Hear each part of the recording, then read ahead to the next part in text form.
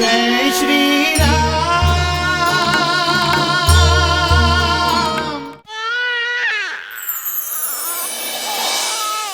बधाई हो राजन, बधाई हो।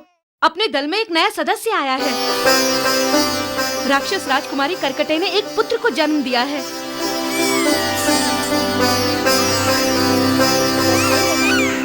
अब नाना बन गए। अरे बेटा, अरे भाई तुम ही संभालो। बेटी, अब तो बता दो कि इस बच्चे का बाप कौन है? किससे ब्याह किया है तुमने? अपनी जाति में सबसे अधिक वीर, सबसे अधिक पूजनीय कौन है? और राक्षस जाति में सबसे अधिक गौरव किसका है? सबसे वीर और पूजनीय? सबसे अधिक वीर और पूजनीय तो लंकेश्वर रावण है। और राक्षस जाति के गौरव महान राक्षस कुंभकर्ण को कहा जाता है। तो बस तू आज से लंकेश्वर रावण का संबंधी हुआ और राक्षस जाति का गौरव महान कुंभकर्ण तेरा जवाई है।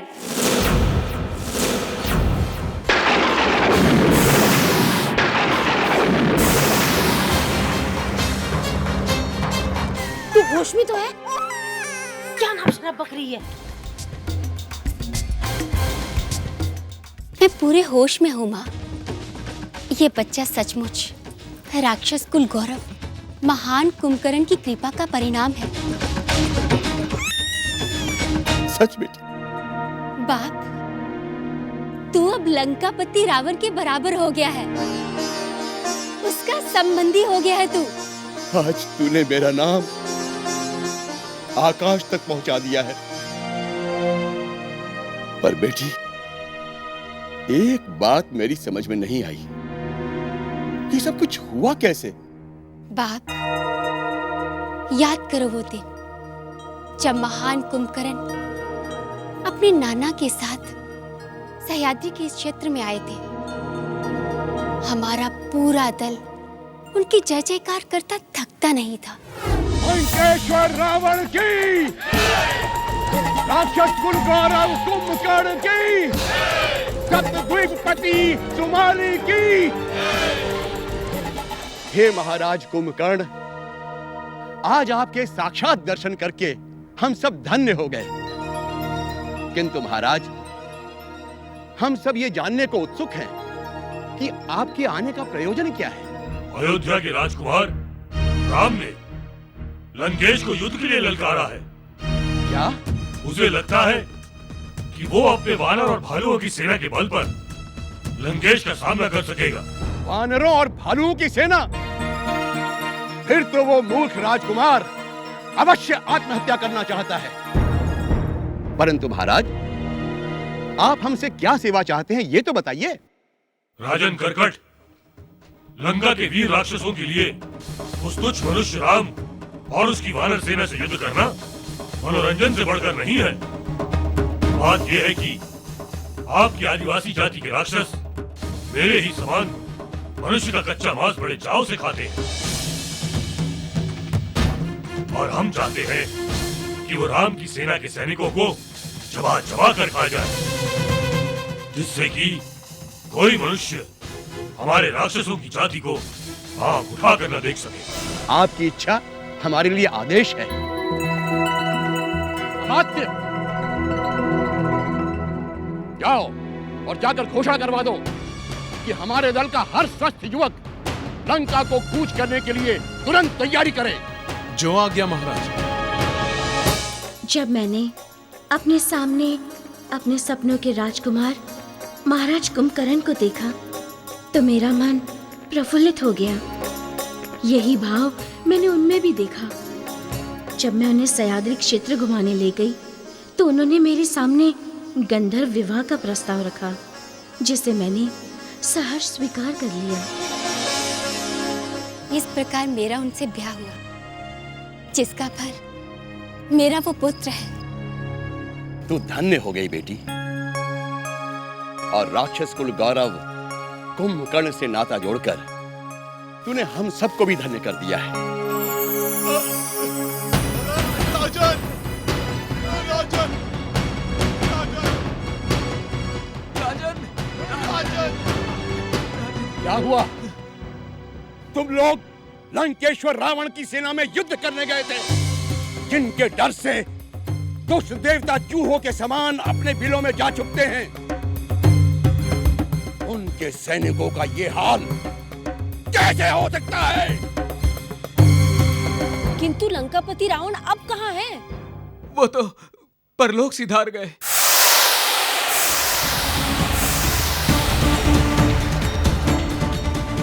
क्या क्या बक रहे हो तुम? मुझे तो ये सब कोई षड्यंत्र लगता है। नहीं राजन, ये सच कह रहा है। राजकुमार राम के साथ युद्ध करते हुए लंकेश्वर रावण युद्ध में पराजित हो गए। वे राम के हाथों मृत्यु को प्राप्त हुए।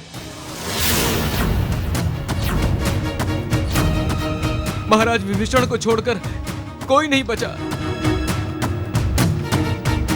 उन्हें राम ने लंका का राजा बना दिया है। लंका अब राक्षसों की नहीं, संतों की नगरी बन गई है। और महाराज कुंभकर्ण, वो किस हाल में है?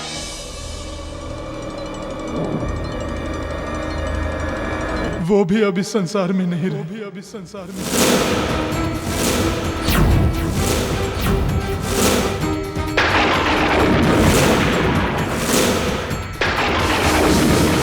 राम के हाथों महाबलशाली राक्षस कुल के गौरव कुंभकर्ण के जीवन का भी अंत हो गया। नहीं, ये नहीं हो सकता। दुष्ट!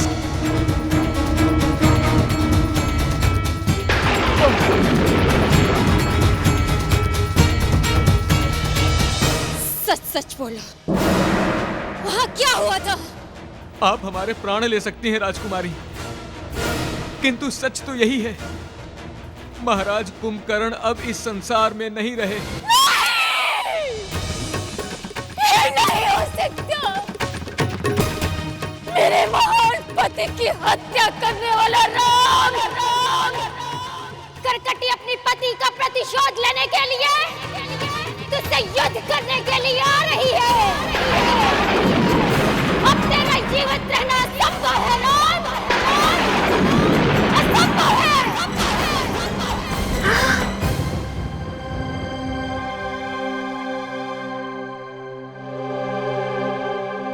क्या हुआ सीते?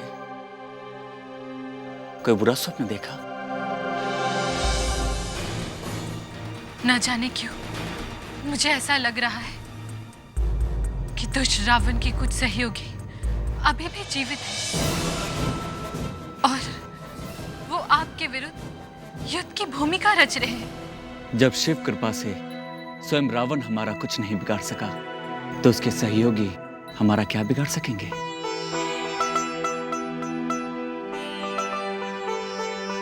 चिंता छोड़ो, अब सो जाओ सीते।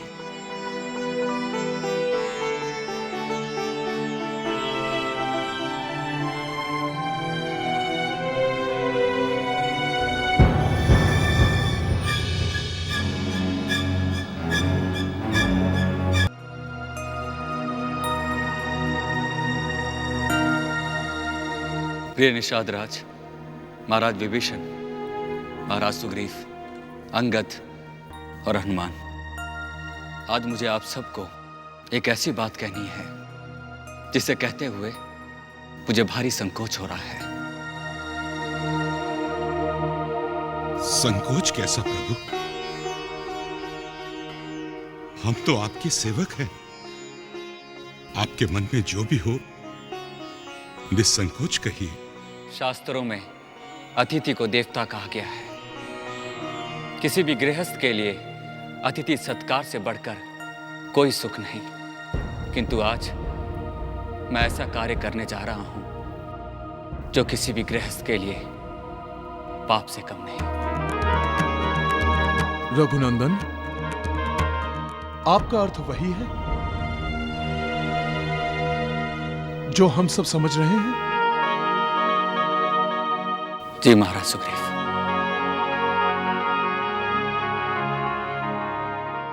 आप सभी मेरे भाई भरत, लक्ष्मण और शत्रुघ्न के समान ही प्रिय हैं। आप सब ने मेरे लिए जो कुछ भी किया है उसका ऋण ये राम कभी नहीं उतार सकता, और सत्य कहूं तो मैं उतारना भी नहीं चाहता, क्योंकि आपके चढ़े हुए ऋण के कारण आप सब सदा मेरी स्मृतियों में बसे रहेंगे। आप हमें अपने से दूर जाने के लिए विवश मत कीजिए। हम में से किसी को भी आपसे दूर जाकर शांति नहीं मिलेगी। निषाद राज, तुम तो यात्रियों को सरयू नदी के इस पार से उस पार ले जाते हो। तनिक सोचो, तुम्हारे ना रहने से यात्रियों को कितनी कठिनाइयां हो रही होगी। क्या ये उचित है मित्र? महाराज सुग्रीव, आप तो किष्किंधा के राजा हैं, और राजा का कर्तव्य होता है कि वह अपनी प्रजा की समस्याओं को हल करे, उनके दुख दूर करे। तनिक सोचिए मित्र, आपके बिना आपकी प्रजा को कितनी कठिनाइयां हो रही होगी। क्या यह उचित है? महाराज विभीषण, आपके बड़े भाई रावण की मृत्यु के बाद से आप यहां अयोध्या में हैं। ऐसा हो सकता है कि कुछ राक्षस लंका पर आक्रमण कर लंका पर अधिकार जताने की चेष्टा करें। इसलिए मित्र, आपको शीघ्र अतिशीघ्र लंका लौट जाना चाहिए। प्रभु, मैं लंका का राजपद त्याग दूंगा। मेरे लिए तो पूरे संसार का राज आपके चरणों में ही है। मैं भी रघुनंदन, मैं भी। समस्या से भागना समस्या का हल नहीं होता है मित्र। और आप सभी एक बात और भूल रहे हैं कि आप सभी गृहस्थ हैं। आपके परिवार वालों को भी तो आपकी आवश्यकता है। यदि आप मेरे कारण अपने कर्तव्यों से, अपने कर्मों से अपना मुख मोड़ेंगे तो मैं पाप का भागी बनूंगा। क्या आप चाहते हैं कि ऐसा हो?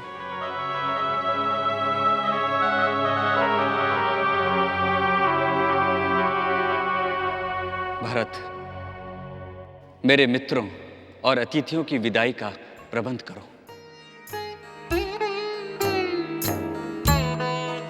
किसी प्रकार की कोई कमी ना हो। जो आज्ञा प्रभु।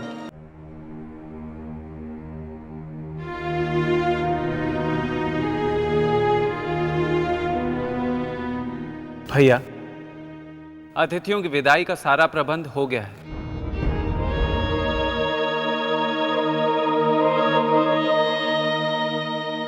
मित्रों, आपकी सुविधा की हर वस्तु का प्रबंध कर दिया गया है।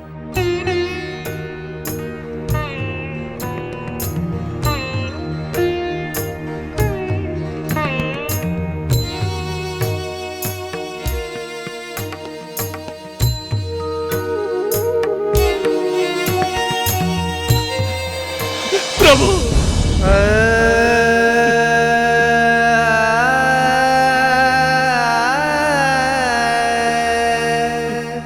हनुमान, उठो। प्रभु,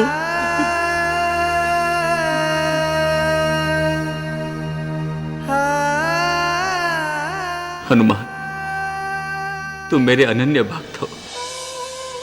इस संसार में भक्ति और सेवा दोनों में कोई तुम्हारी बराबरी नहीं कर सकता। मेरे हृदय में तुम्हारा वही स्थान है जो किसी भी पिता के हृदय में अपने पुत्र के लिए होता है। किंतु हनुमान, तुम्हें आज किष्किंधा जाना ही होगा, अन्यथा महाराज सुग्रीव वहां अकेले पड़ जाएंगे। प्रभु, इस दास से कोई अपराध हुआ है क्या, जो आप मुझे इतना कठोर दंड दे रहे? प्रभु, मैं आपके चरणों की सेवा छोड़कर कहीं नहीं जाना चाहता। मुझे आप अपने से दूर मत कीजिए प्रभु। यदि शरीर से आत्मा निकाल दी जाए तो वो निष्प्राण हो जाता है प्रभु। वैसे ही हनुमान आपसे दूर जाकर पुत्र हनुमान,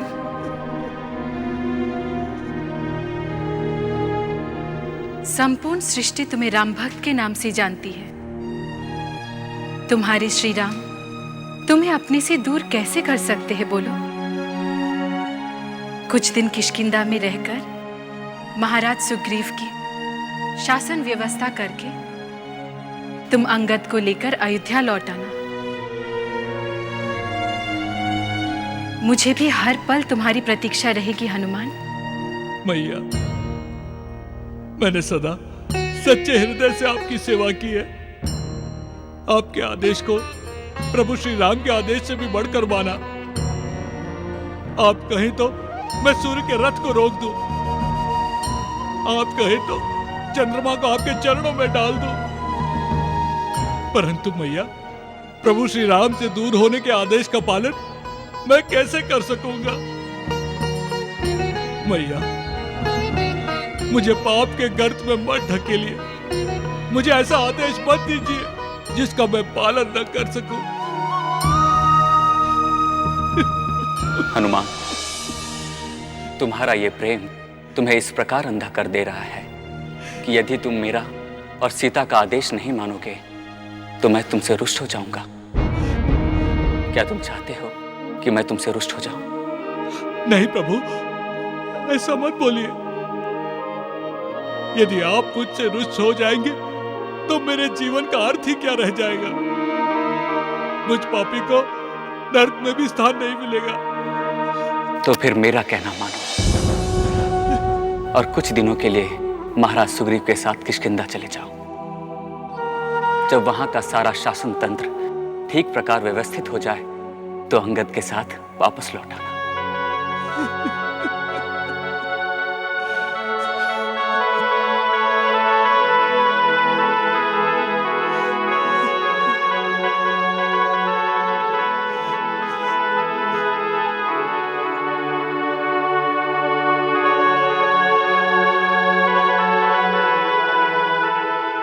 अच्छा मित्रों, आप सबकी यात्रा मंगलमय हो।